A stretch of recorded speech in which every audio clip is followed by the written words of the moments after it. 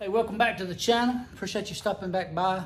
Today, I'm gonna try to work on this hood. It belongs to my nephew. I'm gonna block it down. Final time. Get it ready to paint. I'm gonna hang it up in the back paint room. I'm gonna paint it today. And got the Challenger still in the way on the lift. And got the heads in for it. Yesterday, had those decked. And they're ready to go back on.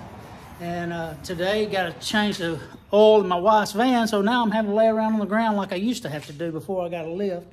Got it up on these little ramps. And fixing to change the oil in her van right quick.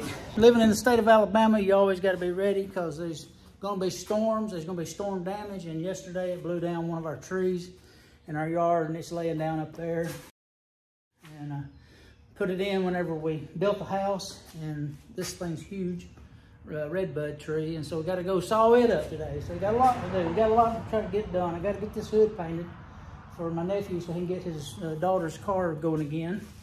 Still working on this. Still working on this 67 C10, and got all the welds around this side on the passenger side. All the welds cut loose, and got 3 of the welds cut loose on the driver's side on the bed, and got one that I just can't get to. So I'm going to get the torch, a hold of it, and try to torch the whole bracket off if I have to, and we'll go from there. Try to get the bed off that thing where we can start straightening the frame. But I got a cluttered up mess down here. My buddy Mike still working on his Ford truck, and he's working on the floor pans on it right now. He's got the thing sitting up on stands, level back up, and he's making his floor pans, and he's making some progress with it. Got the doors where they open and shut really good on this thing now. And I'll show you that. He has got everything braced up, leveled up like he wants it. Watch this, man. Those doors just open and shut, fantastic. And so, say he's working on the floor pans on it. Got to do some sandblasting on his braces and on his the bottom floor pan braces. He got his rear end done. Got it's all set up, ready to go. Still got to make his drive shaft, but now he's starting to put these floors in here, moving along, making a little progress. Weather's getting good again, and it's about time to start doing some stuff down here. We made it through the winter. You know, got all that stuff done, but I got some of these projects I got to get done and get some of this stuff out of my way. So if you would, please subscribe to the channel, follow along. Hit the like button if you see something that you like, and just help us out. Thank you. Okay, so on this hood, I like to, when I've done my final prime and I've blocked it, what I like to do is I like to go back with 400. The last time I sanded was with 180 before I primed this time. So I go back and I try to block this thing, and I move in all directions, circles and X's, and I try to block this thing down without cutting through too much, if I can get away with it. And we sand this thing back down for the final time with some 400. See, it starts to clog the paper up a little bit too.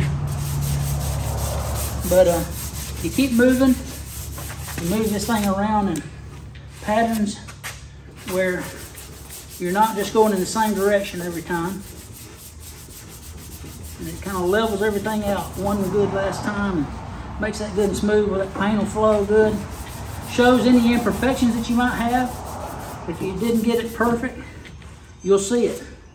And after I get done blocking this, now when I hang it up back there to paint it, I'll use some sealer, and I'll seal all this where I've actually primed that and stuff, and put a final stage sealer on it. And it's just you put the sealer on, and then you paint. Wait 30 minutes, let it dry. Gotta get some of this stuff done. Got so much stuff in my way on here that I can barely even walk. Of course, over the winter, you know, I've had high expectations for the C10 about getting stuff done on it.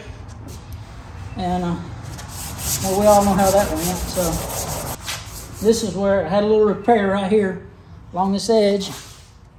You can see that. Had a little repair right here. This was smashed in. And so I've hammered it out, sanded it off real good with some coarse sandpaper. Put just a fine coat of filler on it. You don't want it thick, just very fine. And It looks like it's coming out pretty good. I can kind of read my primer there a little bit, and it tells you the real story. If there was any imperfections that start showing up, high spots and low spots, you'd see it. Some of it would be darker where it's lower. All this light spray right here, I'll go back over that with the DA a little bit and some 400.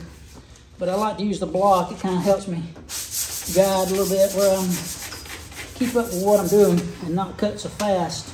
My dad would always just use his DA. He had that tuned hand. His hand was tuned. He'd know when to lay it up, and he would block everything with a DA, and I can't do it. I just, you know, I do a lot of my Bondo work with these sanding blocks. I've got a really long one, about that long, that I use on wider panels. But I do it by hand. You know, Dad used the air file all the way down to the final prime, and I just can't do it. Never did get tuned up in there. Of course, he's 78, he's fixing to be 79 years old, and he can still lay a strike. He came down here and he can look at the truck that I was working on. He said, "Son, that truck's tracking 4 inches out of square. Just looking at it, you know, still got that eagle eye." Of course, I was a lot younger. I started working down here when I was about 11 or 12, just trying to learn some. Of course, he didn't make me work all the time. Had a lot of free time too, but he made me come down here and at least sweep the floors. Try to help him out all I can. But I grew up with all these older guys working down here, and boy, you want to talk about picking on somebody. I can't tell you how many times I've been hung from that hoist over there. They'd just say, you know, "I've had enough of you." And they'd take me over there and they'd hook me on that hook and just raise me up, leave me dangling. Make give you some thick skin where every little thing don't just break your heart. But trying to do a final sand on this and get it ready, and then I'll change that oil before I get oil all over my hands. I didn't want to come down here and right away get oil all over me. So I'm trying to do this first. I'm starting to feel slick. It's slick, ain't it? There's an old guy who used to work down here years ago when he was a young man. His name was Philip Earl. And he left from here, went to whatever job he had, but eventually he wound up driving a gut truck where they would haul guts from the Tyson chicken plant to the dog food plant over in Huntsville, Alabama. And he got over there in Huntsville and turned that truck over and spilt guts out all over the road. And the state trooper starts to pull up there. He pulls up and gets out of his car and he starts walking. He slips and falls down in that stuff. Old Philip looks at him and goes, "It's slick, ain't it?" So that's kind of stuck with us. We always, when something's slick, you say, "It's slick, ain't it?" I bet that was a mess over there. When they started trying to clean that up, they probably had to get the fire department out there to spray the roads down.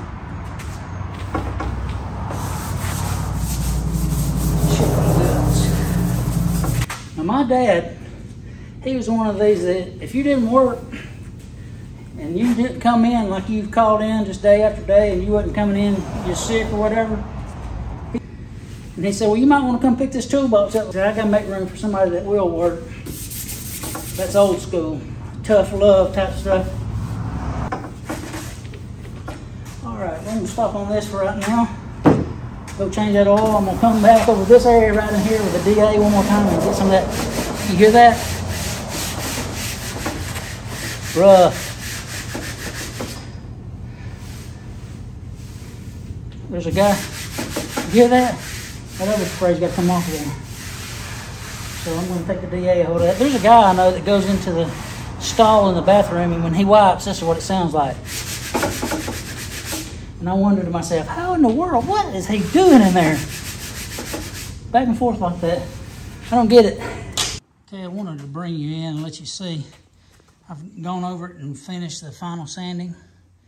But whenever you're doing this stuff, right around these edges right here, you'll have these shiny spots. And what I like to do is I like to take one of these gray 3M scuff pads and get in that. If you don't get that shiny out of there, and dull it up a little bit, give the paint something to hang on to, you're just asking for problems. So those of you that don't know this, I mean, I know that most body men know this. You get on that and you get rid of those shiny spots. Go around your edges. Go around your edges good. Do one of these. Anywhere you see shiny on this final sanding, go over it. If there's a good shiny spot, go over these edges that didn't sand out good. Go back here into Studio B and clean this paint room up. This is Studio A. This is where we like to come sing. Echo! He slipped the ring off his finger when he walked in the room, and he found him some stranger. Anyway, this has got good echo. We like to come back here and sit and sing. This is Studio B. Not quite as echoey in here. Of course, I got the door open right now. But I'm going to wash and clean this paint room up good before I spray the paint on that hood. Wash the walls down. It just makes for a neater job. And you got the ventilation system that sucks the air out. It goes down under the floor. And me and my cousin Matt, when we were young, we dug this tunnel all the way across the floor to the outside. And then Dad built the fans out there to suck the air out. Like to wash these down real good. Like to wash these walls down good around the windows. Everything. It seems like it just keeps the dust down more. Of course, we hang the hoods up to, it's less of a surface area for the dust to fall on. We still get some dust, everybody does, but this helps to minimize it as much as you can.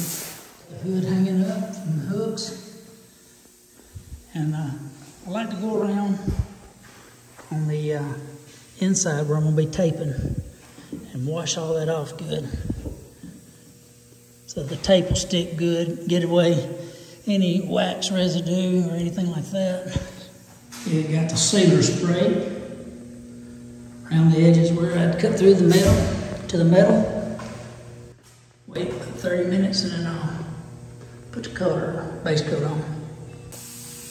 You get the base coat on, letting it sit for a little while.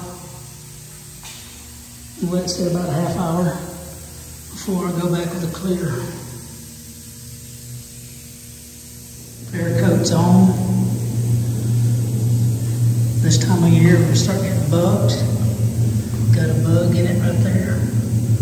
I'll wait till it dries. When I go, I'll buff it out. But overall, it's not too bad of a job. Let it dry about 12 hours. Buff it out. Looks pretty good though. Thanks for following along.